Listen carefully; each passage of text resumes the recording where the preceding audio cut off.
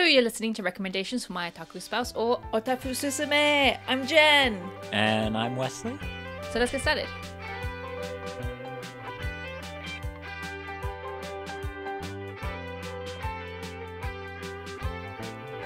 You are strangely upbeat. I'm trying to get pumped for this episode because we're excited and we're happy. We are. Well, actually, we're kind of nihilistic considering the topic, but yes. Lovely. Yay, nihilism. What? I'm worried now. Why? Well, just generally being around you. Oh, nothing new there. So, this episode, I ended up recommending an anime to Wes.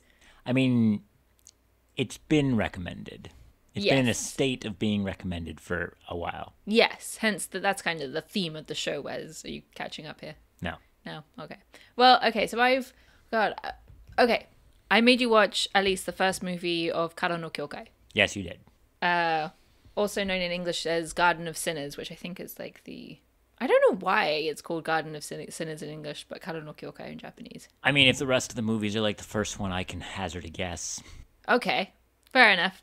So, Kara no Kyokai is a series of... Well, it has an interesting history. So it's actually based on a light novel. Okay. Written Wait. by... That title's too short to be a light novel. No.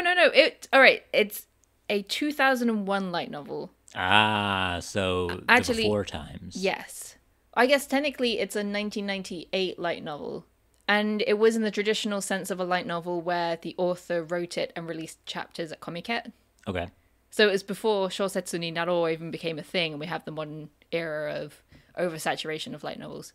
I thought I was writing a light novel, but then I got hit by a truck, and now I'm living out the experience in another world. Exactly, yes. Okay. So this is the before times. And the author is Kinoko Nasu. So, mushroom eggplant. Yes. This sounds like a pseudonym. It probably is. But they've also worked on a bunch of other things. And Nom de plume? Yes. Nom de plume sounds better as an author. I guess in this case it's nom de vegetable. I mean, most vegetables get nommed. Exactly. Hey! But this author also worked on some other things, and I want you to guess what the other thing is. Am I going to guess based on the art style? Yes. Fate Stay Night. Yes. Done. Correct. Well done. I mean... Fate, yeah. Kinoko Nasu worked on every single Fate, including Grand Order. The art's the same. Yes. Okay, the art's the same as the original Fate. Fate has slowly been moving away from the original art style. Yep. I was wondering if you noticed that while watching. I guess it's kind of obvious. It's super obvious. The way it's animated, too. Yeah. I don't think you've watched Fate. I've seen bits. Okay. And the theme of Fate, I get the impression, is very similar to Kara no Kyokai, Lovely. where you have people standing around talking about stuff. They also swap mana. Is that what they call it? Yeah, it's the euphemism for Fate. Side note. Yes. Fate Stay Food was amazing. Yes. But we're talking about Kara no Kyokai. Yes. Garden of Sinners. Kara no Kyokai. Yes. Yes. So Kara no Kyokai is about a woman named Shiki who can see lines in the world, and when she cuts them, whatever she cuts, like, basically is killed or just falls apart. Is that how that works? That's how that works. You know what they didn't explain in the first movie? How that works. That. Yeah. Yeah, no, they don't explain it until the second movie, because the movies, of course, are not in chronological order. Why? Going on a theme from the last episode. At least it's not as bad as Harui, which also was a light novel. Yep. Yep. Yep. Continuing. So, Shiki. yeah. So, no, that's pretty much it. Okay. The movies tend to be very esoteric, thinking about deep subjects and Up how... their own ass. Yes. Sorry. If you like Bakemonogatari, you'll like Kara no Kyokai. Man, I tried watching the first episode of Bakemonogatari, and I didn't finish that one. I know. You didn't even finish the first episode, did you? That's what I just said. No, Actually, I think I fell asleep. But... So I did actually recommend this to you knowing you wouldn't like it, which is why I didn't make you watch the rest of the movies. Man, that is harsh. Well, okay, I knew it wasn't your cup of tea, but it's also a staple, and we have a figurine of Shiki, so I figured that... And that's part of the reason why I agreed to watch it. Aw. I figured if we had a figure of one of the characters, you liked it enough that I had to at least give it a try. And I do like it. I just think I have to be in a very nihilistic mood to watch it. So I've got a question. Okay. Because I'm going to be blunt here. I'm probably not going to watch the rest. No, that's fine. I don't expect you to watch the rest. Her name is Shiki. Yes. And I don't remember from the end credits what kanji was used in her name. Okay. But Shiki can mean type. And her arm is a doll arm. And her friend makes incredibly realistic doll people. Mm-hmm. Is Shiki a doll? No. Just her arm? Just her arm. Are you sure? Yes. Okay. You know, I wonder if... Yes, Shiki is the kanji for, like, a ceremony, Shiki. Okay. Oh. But she originally had 3 personalities, which each have a different kanji for Shiki. Lovely. That does sound like a very light novel thing to do. Yeah, especially by the author of Fate. Fate. Yeah, especially considering one of the twists in that. Anyway. So actually, I watched all the Karo no Kyokai movies, again at my anime society. So I don't remember the movies that well at all. I remember highly enjoying them, but I also remember saying while we're watching this with you, wow, this is not aged well. Sorry, just to go back to the last thing really quick. I Okay. do think we actually saw kind of the 3 Shikis in the movie. I think they showed that okay. But you just Because you get didn't know. cool Shiki, you get, like not she's so cool, but... Well, one of them's a male personality. Oh, wait, did I say that already? No, Yeah. you didn't. Okay, one of her personalities is male. Oh. Another well, one is female. No, the way I was taking it is you got kind of just actual human Shiki, which is when she showed emotion, and then you had cool I live on water in an empty apartment Shiki, and then you got fired up combat Shiki. So those were the 3 that I saw in the movie. But I guess those aren't the I don't... Anyway, moving on. Moving on. So what did you think?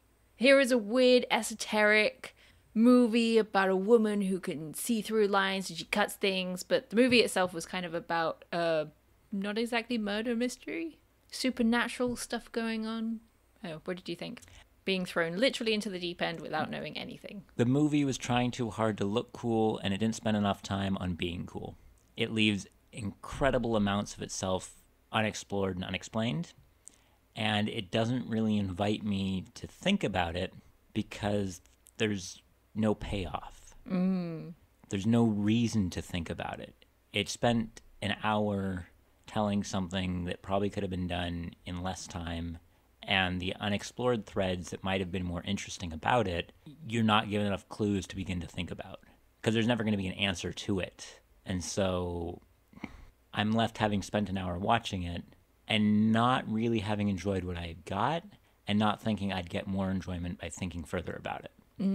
So here we are talking about it in a podcast. Yeah.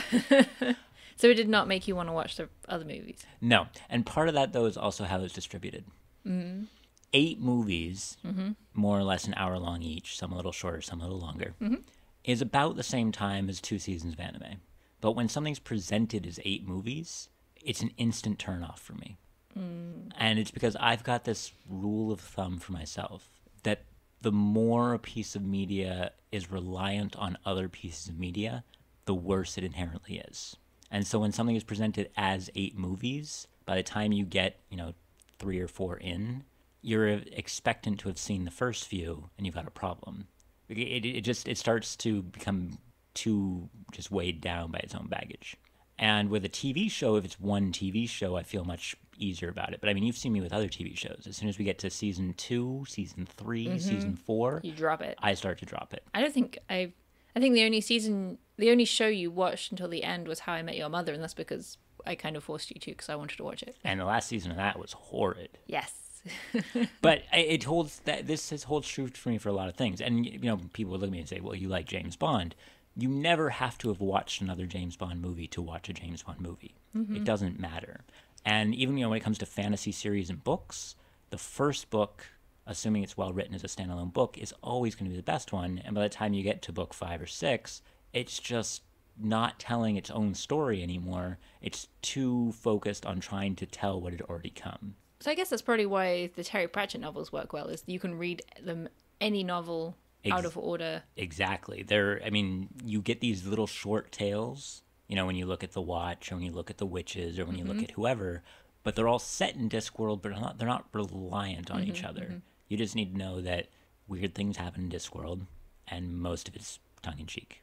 So I'm guessing you're probably not going to continue the Expanse series, because that is reliant, and there's 9 books in the series, and they're all like, and I'm probably not going to continue it. 700 pages long. Yeah, like the first one was, I guess, more like 3 stories in one, and I thought it did a great job.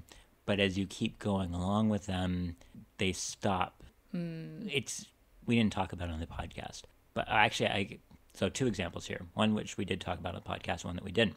Final Fantasy VII Remake, Final Fantasy 15. Final Fantasy VII Remake, I had a lot of issues with because it was just so burdened by being Final Fantasy VII Remake. And I thought that as on its own, it wasn't good. Final Fantasy 15 has the problem that people are like, well, it was okay. And the first thing is, well, did you watch any of the 3 movies or read the book or play the 5 DLCs or this or that or whatever? Yep. And it gets lost in itself. Because it's reliant on other media to tell the story. Yeah. Yeah.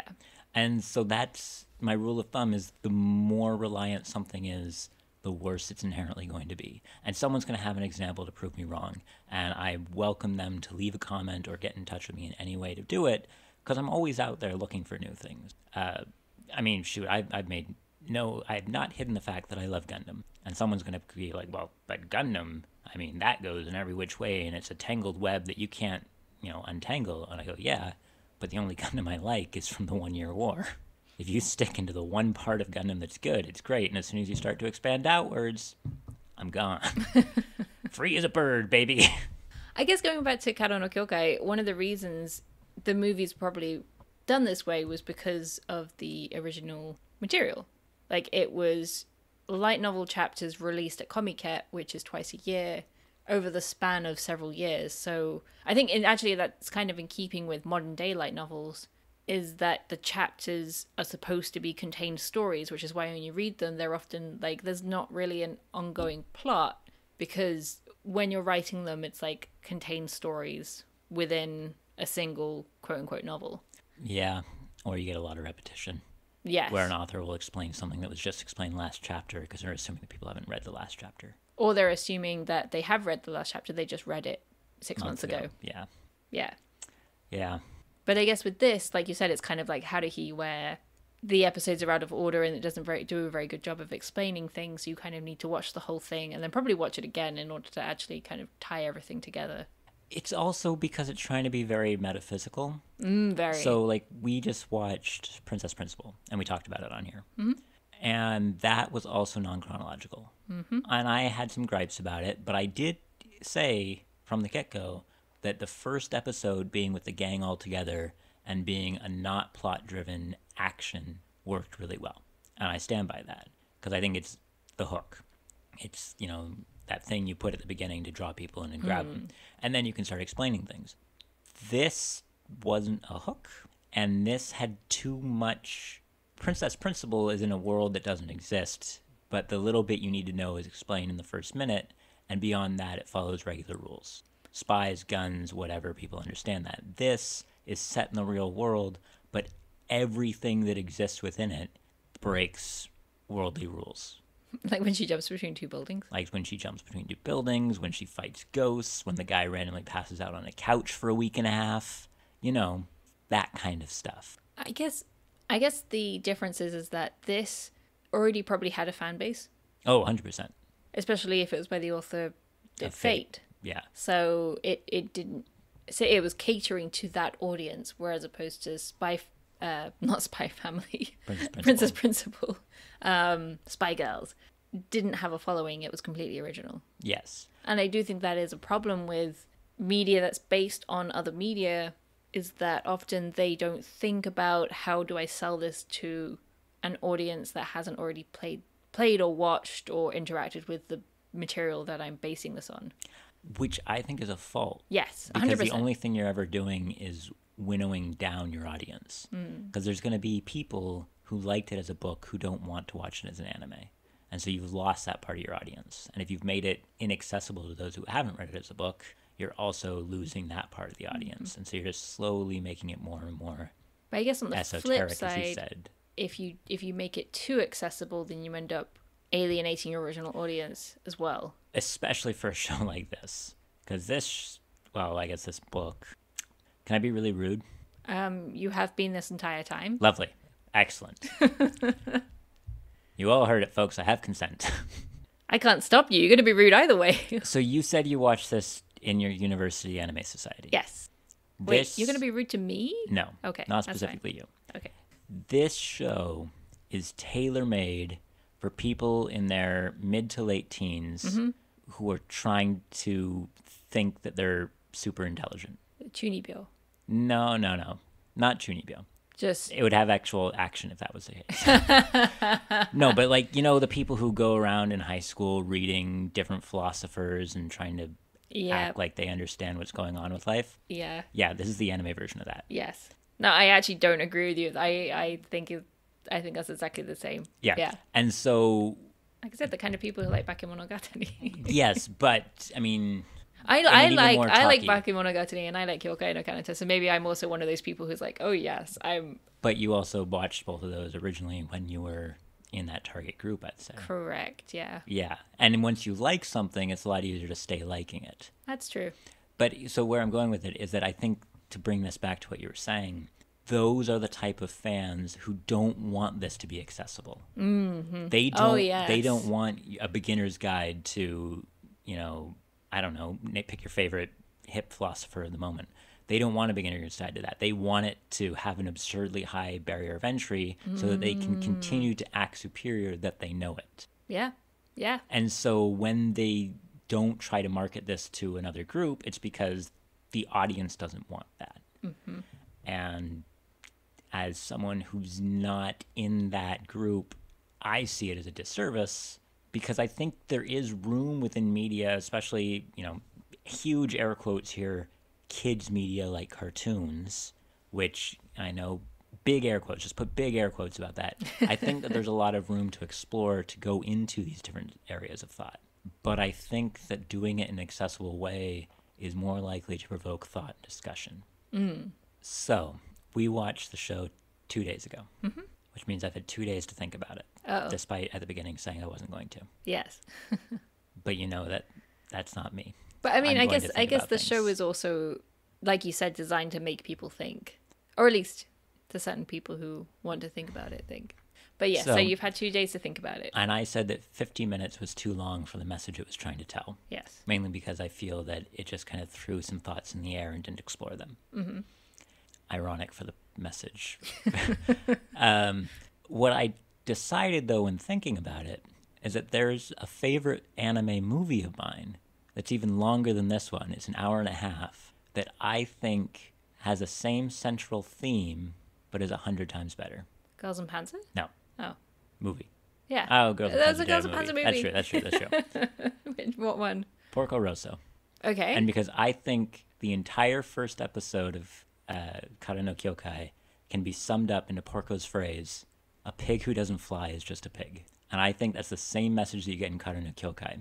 I think the difference is Porco spends the entire movie exploring what that means and how different people realize that phrase. But Porco also didn't have the whole, is it okay to commit suicide train of thought. I guess it wasn't as depressing. On some level, Porco watched all his friends fly into war and die, and chose instead to run from that.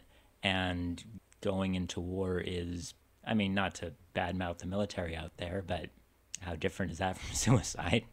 Dark, wow. We watched Kara no Kyokai, and you want to get on me for being dark? No, but so... How far into spoilers can we go? Well, I mean, this anime was from 2007. 2007, okay. So we're in Gundam territory. No, sorry, not Gundam. Gurren Lagann territory. Okay, I was about to be Gundam would Gundam is a lot older, but I mean Gurren Lagann territory, and we spoiled that, so. Lovely. At least we're not spoiling all 8 movies. Yes. It's part of what was left so unexplained by it, is that you've got a woman with a terminal illness. Well, I guess not terminal, just incurable. It's not going to kill her. She's bedridden and blind. Kind of bedridden. She's able to wheel a wheelchair across the city. That's true. Unassisted. Whee! Yeah. And somehow her astral projection has captured the astral projection of someone else that they don't explain this part at all. That's why the boy's unconscious on the sofa the whole time. Oh yes, no, you're right. I don't know how she puts him in a coma for that long. Yeah, and here's my question though: is why, if she puts him in a coma, because she has this idea that he can take her away, get her out of the hospital, because she's seen him in the hospital before and he's able to come and go, so hey, he can take her too. So she grabs him, puts him in a coma, is somehow entangled with his astral projection, but you never see him when you see her astral projection. Instead, all you see is the other girls that she has somehow also entangled and said, well, if I can't kill myself, which she can, I'm going to kill other people. It gets very weird, and they somehow decide to tie it into a family drama in the last line of the movie, but they never explain any of this. That's true. Well, they not explain... even, I don't expect them to sit there and just give me a point by point, but they don't even, do the courtesy to give you enough to start coming up with fan theories about that will have any basis beyond just, I think this sounds cool. There you have it. You found it. It sounds cool. But that's the worst. I know. It's honestly, it's very Japanese. And this Porco Rosso's Japanese. Yeah, but I mean, in terms of statistically, a lot of the Japanese things I've consumed, mostly games, story is sometimes second place if whatever is happening is cool. So even if it breaks the own world narrative, it doesn't matter, because if it looks cool, then obviously that's better. You can consume bad Japanese media. No, I know. Or maybe I'm just really I'm probably just really cynical about. I'm gonna just say really quick about my chosen Japanese media, which normally devolves into period dramas, Gundam, and so everything from the 80s where they actually had taste. But it's good. I mean, okay, so the main driving force in this first episode is a woman who wants to escape. Mm-hmm. When the only way she feels she can escape is by causing other people to... I don't know. It gets weird. She wants to cause other people to kill themselves. She wants them to see her because she wants friends. And so she tries to get them to be with her. But even when they're dead and their ghosts are flying around her, they don't see her because she's just an astral projection. Yeah. Yeah. Yeah. She's lonely. They kind of explain that bit, but they don't explain... I guess. the other bit. So here's the thing, though. A lot, if I'm talking about samurai drama, which I am now. Are you okay? Well, I brought it up briefly. A lot of classic samurai stories, all the great lover-suicide ones, usually will have this driving conflict, because you need conflict. Mm-hmm. Conflict is great. Of how do you balance your own desires and the desire that you have to, in samurai drama, to your lord. But, in modern, it can be to your community, to whatever. And that's a very human conflict that we all face, even nowadays. Just everyone will have, what do I want to do and what's expected of me? And this has largely the same thing, but they kind of just dance around it all the time. And the only answer they come up with at the end is either you kill yourself or I kill you. Because when, her friend shows up when the doctor lady shows up at the end in the hospital, to be like, by the way, we know it was you. My friend with a knife is still around out there. And then she's like, well, guess it's time to wheel myself across town. Throw herself off a building. But it didn't need to be 50 minutes. That's... I think it's supposed to be setting up more Shiki as a character, and the other characters, they just don't. Like I said, I guess it's for people who already know who everybody is. I guess, because they didn't set up the boy, because he spent the whole time in a coma. Mm-hmm. He delivers one pot of ice cream and then goes into a coma for the next 40 minutes. They didn't really set up the doctor, assuming she's a teacher, doctor, doll creator. It's kind of unexplained. Yeah. She's their boss. I think that's the extent. I guess. Yeah, so there was a lot going on, but they didn't say anything, and it just left you confused and asking more questions. Kind of, but they didn't give me enough of a reason to care. And that's a big problem I had. Mm-hmm. When I was comparing it to Porco Rosso, I care about all the characters in Porco Rosso. All of them, even the silly ones like the Mama Yudo gang or whoever. And you get a feel for their drives and their desires and this and that. Coming out of it, ooh, Shiki's a cool badass with a knife. But who is Shiki? I have no idea. I don't know who any of these characters are, despite having now spent 50 minutes with them. And I think that's a character type that appeals to a certain audience. Yes, but as I've said about numerous shonen shows, I hate that character type. I don't care who they are. I hate them. Well, that's the problem. You don't care who they are, and that's why you hate them. Yes, but it has become a major thing in Japanese shonen, in that you have that too cool for school character. I mean, you've got Todoroki in My Hero. You had Sasuke back in Naruto. You've always got a character kind of like that nowadays, and I just hate them all. Well, that's why I said I knew you wouldn't like this. But I made you watch it anyway. Why? Because I love you, and I want to share things with you. You want to share pain with me. Exactly. This is called marriage, Wes. Live with it. Marriage doesn't have to be pain. Well, thanks for listening to that episode of Otafu Susume. Hey! You can find us on Twitter at Anniebrace Creative. Find us online at www.anniebracecreative.com. And just like the movie, we're going to end this without a satisfying conclusion. Wow. So what you're saying is we just fluttered and we never flew. Aww. So I guess we'll catch you next time. Unless you never want to listen to another episode again. Leave comments. Tell me why I'm wrong. Or why we're right. Doesn't make me want to go watch Fate either. I didn't think you wanted to anyway. I like Fate Stay Food. We'll watch Fate Stay Food. Hooray. Okay. Well, thanks, guys. Bye. Bye.